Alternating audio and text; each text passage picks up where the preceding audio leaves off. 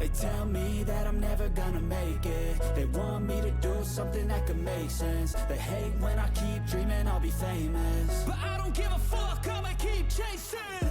I got all this potential that's deep inside of me, but they hate when you're successful cause they try to be. They sit there being judgmental because you're trying things, and they just want you to settle and do the right thing. So get a good job, don't slack off. Wake up every morning, make a good impression on your boss.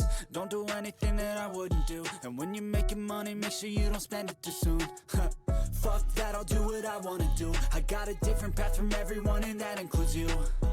Who are you to tell me how to live life? In these times it feels like nobody is right, yeah. So I'ma figure out what else we succeed, and then invest all of my time into that and proceed. I need whatever the hell could make me happy.